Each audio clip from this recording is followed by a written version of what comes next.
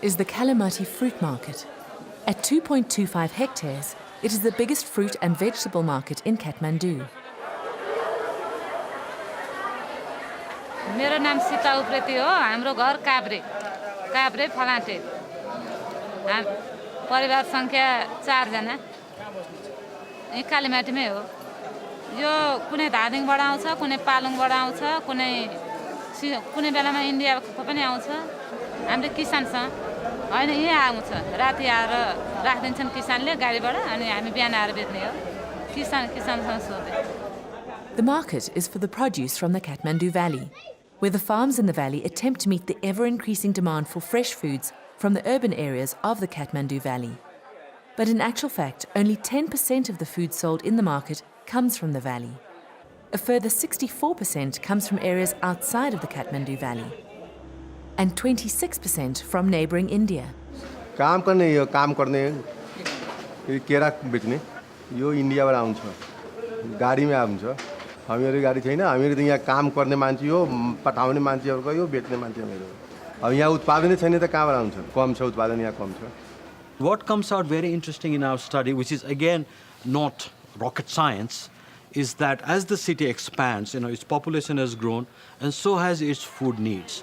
So 50 years ago, 20 years ago, the local produce would meet, large section of the food requirement of the cities. Now it is imported. Trucks, pickups and vans transport the goods from distant locations using the tarred and often gravel roads that lead into the city. Once the food arrives, it must be sold as soon as possible, since there are minimal storage facilities. Kathmandu, whose metropolis alone has a population of close to 1 million inhabitants, has historically been a melting pot of Hindu and Buddhist culture.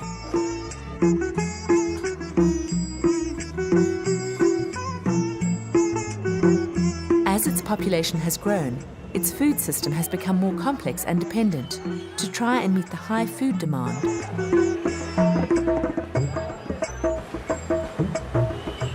It is a food system which mirrors similar sprawling developing cities across the globe. In fact, human civilization is built upon it. It began with the dawn of urbanization some 5,000 years ago, when cities were established. There was a metropolis which attracted people from the outside, with dreams of wealth and easier lifestyles. To support the influx of people, pressure was put on the rural farms surrounding the cities to supply the food. Technologies transformed, roads and bridges were built. In recent decades, urban populations have soared, and the expanding cities have engulfed the surrounding agricultural lands. This convergence point of urban and rural are what the Nepali call the Desakota, the mixed lands, and many people living there take part in what is known as urban or peri-urban agriculture. So what we see is as the urban area expands into rural areas, in that kind of a fuzzy space between urban and rural, where you still have a kind of very, very high urban footprint, but still rural characteristics. So essentially what we call a sort of a transitional space where lots of things are happening. This farmer, a member of the Jayapu family, which has been farming in the Kathmandu Valley for hundreds of years, tells a story of the challenges of urban pressures land use. परम्परा बहु बाजार पालादेखि नै अब अलिअलि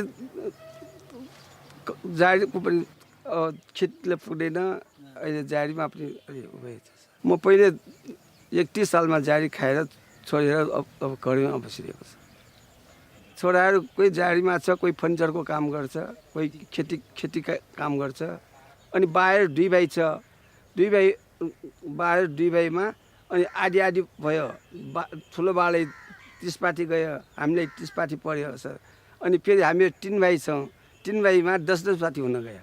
This peri-urban farmer, who cultivates a variety of crops and vegetables, faces the same challenge.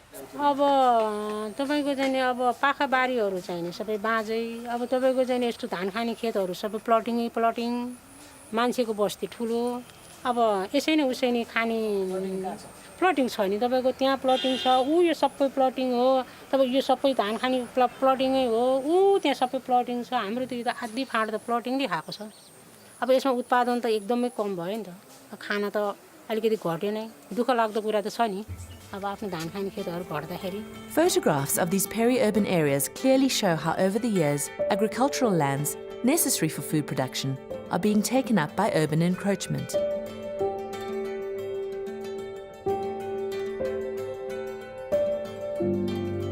This is a trend not unique to Kathmandu, but occurs in most developing cities across the globe. Kampala, the capital city of Uganda, is another example of rapid urbanization. Following independence from colonial power, the decades that followed were marked by political unrest. But after the Idi Amin dictatorship and the ensuing guerrilla wars of the 1980s, the government began to stabilize and urban development increased. All around the city, houses, bridges and roads have taken over the cheap surrounding agricultural land. It is now a buzzing metropolis. But despite a transforming urban landscape, agriculture in and around the city is still very common, and the locals are finding new ways to overcome the challenges they face. The history of urban and peri-urban agriculture in Uganda dates way back to the early 70s. During the Idi Amin regime, the economy was so much informalized. People had no jobs, and survival was difficult. So people thought of self-provisioning by growing their own food and rearing animals.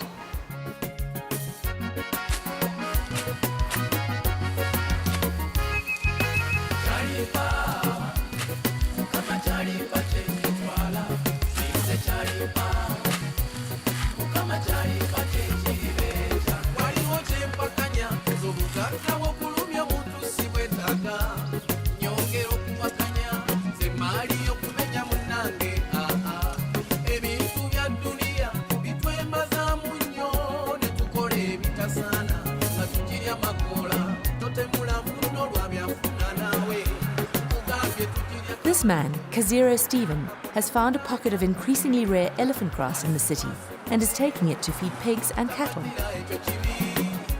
Livestock farming is a common income generator for many people living in Kampala. Goats and cattle are often found roaming the streets, much to the annoyance of many urban residents.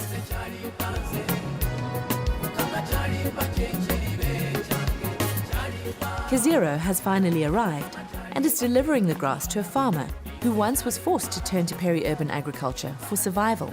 Aba Kampala district balonda omukyala ayagala ennyo okulunda nga President Museveni atuwadde ente era nze omu kubo yafuna ku nte za President ze yagaba mu Kampala district.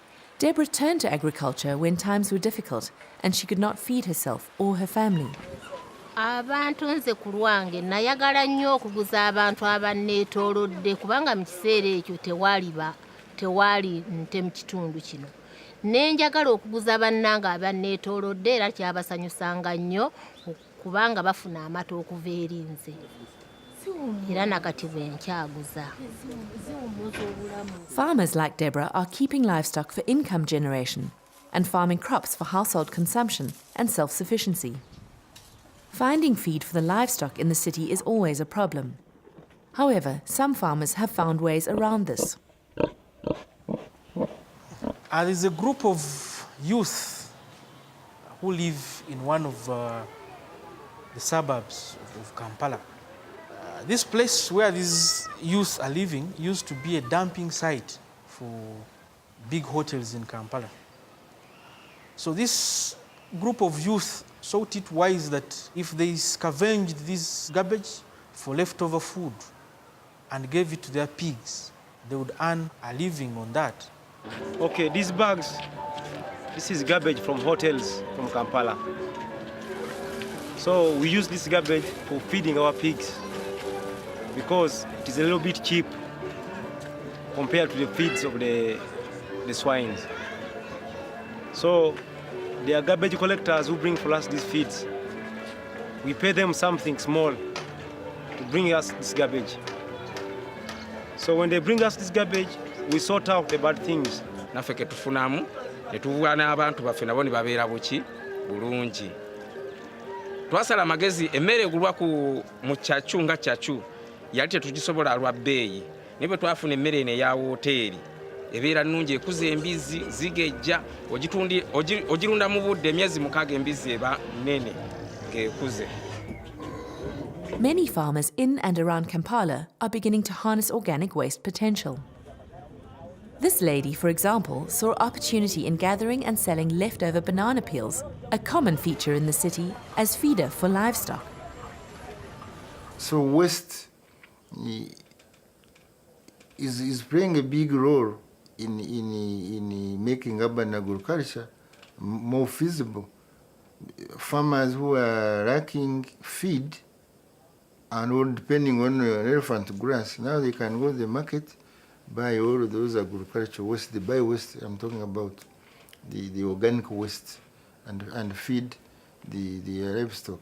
Some farmers are also finding ways of keeping livestock in peri-urban areas, like this man, who has built a structure to keep his cows beneath his poultry and save space. Others, such as Jumba Frank, are experimenting with new technologies to increase production in small areas of land. He lives in a small 32 by 50 foot plot, but this has not deterred him and his mother from growing food. My name is Jumba Frank Luyinda, and I live at Camp Green. It's our home, and it's a home initiative where we grow our own food and also try to sensitize other people to do the same. So basically you can come on right in and have a look.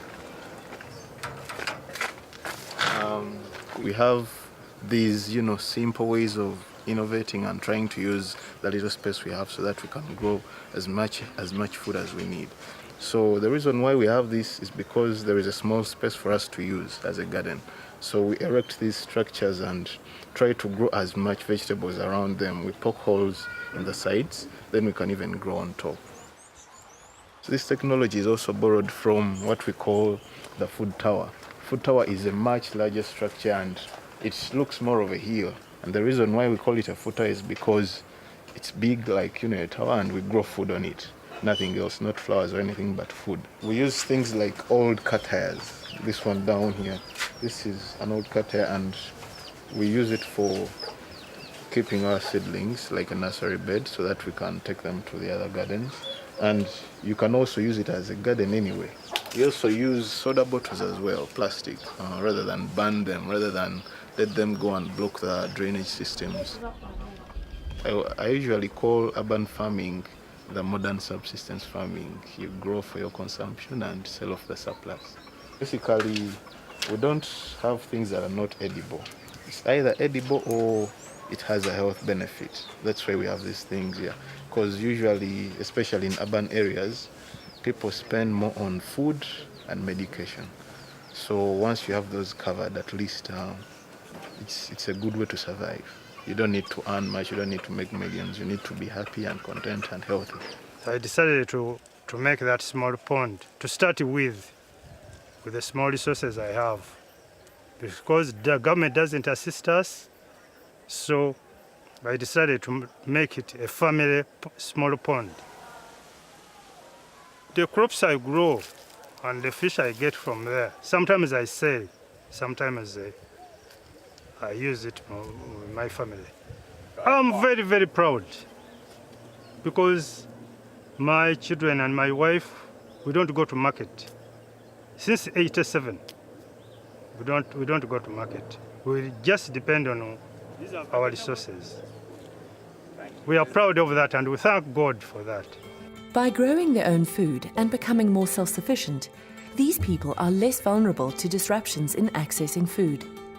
However, urban and peri-urban agriculture is limited in its reach to large numbers of the urban poor who are food insecure, and its contribution to urban food systems is under constant threat.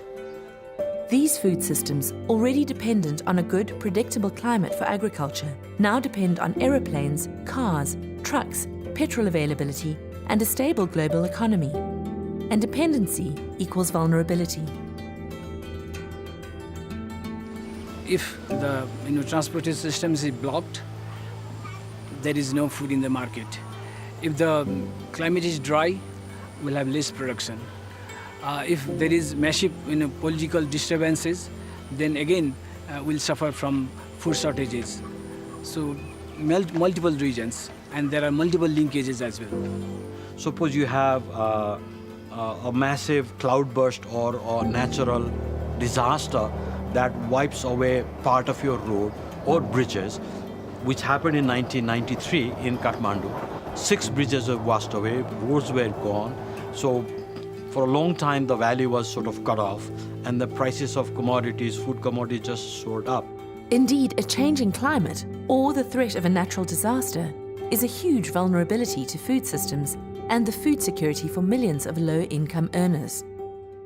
Clearly, things have become more erratic. If you look at the climate, you have more intense storms now, more examples of forest fire, heat waves, cyclones and hurricanes. You had cloudbursts that's leading to, death. We had one in West Nepal and North India in June. Now, very hard to attribute these individual events to, global climate change, but what you can say is that the frequency of these extreme events are definitely increasing. So we need to be prepared in terms of how we deal with those increasing climate-related events. In both Kampala and Kathmandu, changing weather patterns are a stark reality.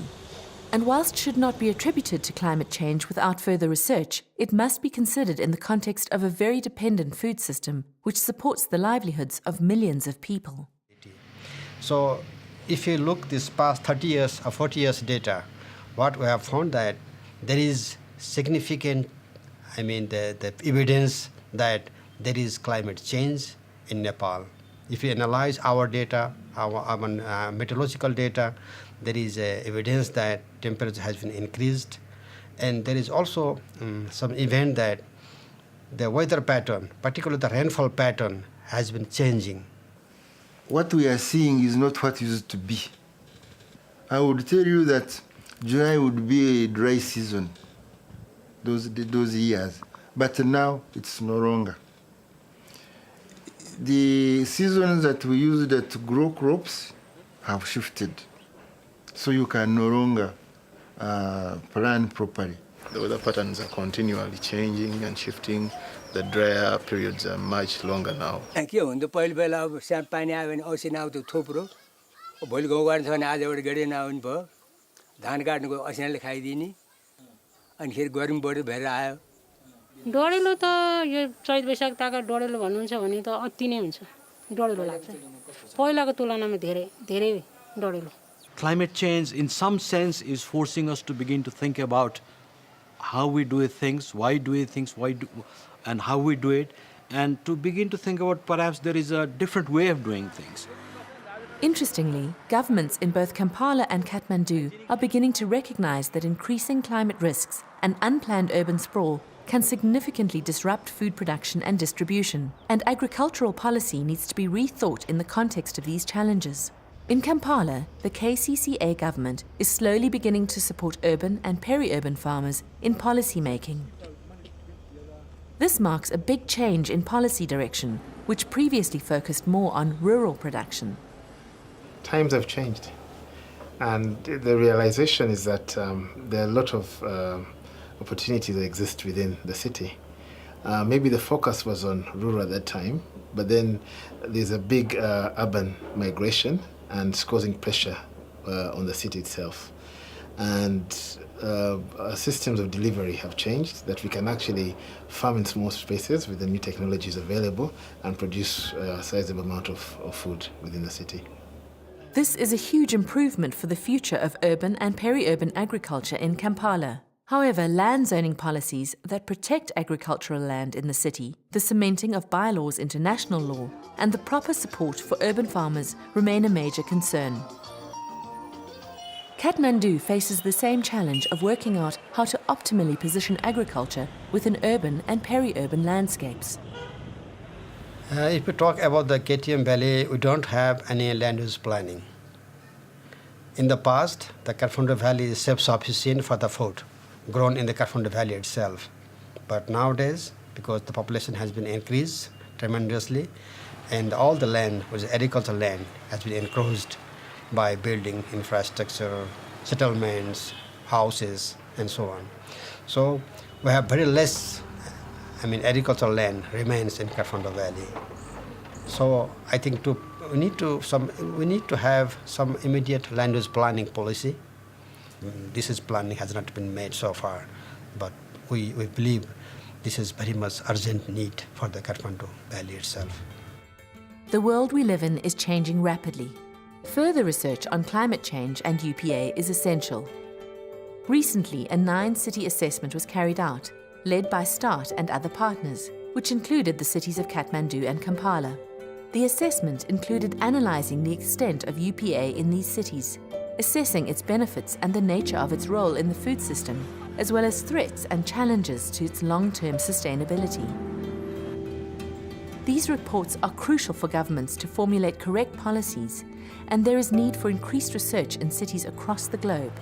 We need to bring in scientists, we need to bring in climate scientists, and we also need to bring in the perspective of the users, the farmers. What kind of challenges do they face? Is it the changing precipitation on heat that's more important for them, or it is unavailability of seeds in time, market for their products, other kind of input? So these are the kind of, emerging challenges that we as human civilization face. And Kathmandu is just a microcosm of that emerging complexity and change.